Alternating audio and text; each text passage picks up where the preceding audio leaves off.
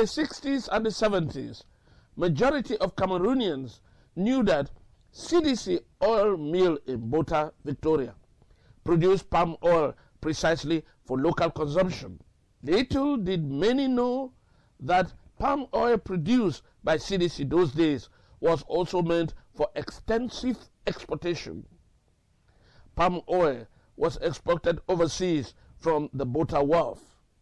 A reputable engineer responsible for the CDC oil mill in Bota those days, Mr. Ojong Daniel, throws some light on the process of palm oil exportation. 75% of the oil that was produced in the country by CDC at the time was for export to Europe. And I had to take care of getting the oil from our storage tanks into what they call lighters, that is the tankers, and tug this oil by tugboats from the wharf in Bota out to the ship berthed about 2 kilometers away in open sea. This was done the 15th and 30th of every month. And it was very, very challenging because this work started by 4 o'clock in the morning.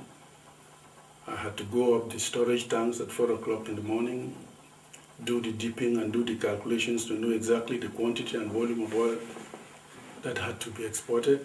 And then I came down from there, and then I had to go down to the tugboats and then give the instructions for pumping from the reservoirs into these tankers. And then from there I had to go with the tugboats right to the side of the ship, and that was where the work was really challenging, frightful, and in fact to say dangerous, because when I look back to that, I see that we were not even covered by insurance. We're not even covered by insurance. I'd come alongside with my tugboat, and that's the ship right up there, about 4 stories high, and then the captain of the ship with his crew would now be leaning by the side of the ship and looking down to see me, and then they'd let go the Jacob's ladder, what we read in the Bible, Jacob's ladder, and so on, and the thing comes down, and then I would stand there watching the opportune moment between the tugboat and the ship, because if you miss your step, you go down the sea between these two huge floating giants and you are crushed.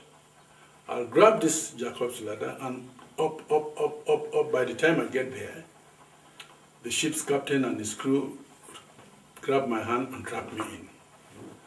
And then that same height to which I went up, I would come back that same depth right down to the depth of the ship to meet the huge open tank that has to take this oil.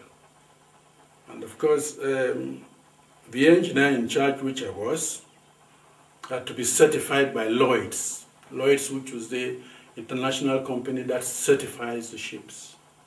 I had to go down, inspect every inch of the ship's holding to make sure it was good enough to carry the oil. So that was part of the oil and the work. I had to do this from 4 o'clock in the morning to 11 o'clock at night, because all the quantities that had to be shipped that day. So from 4 o'clock in the morning right down to 11 o'clock at night.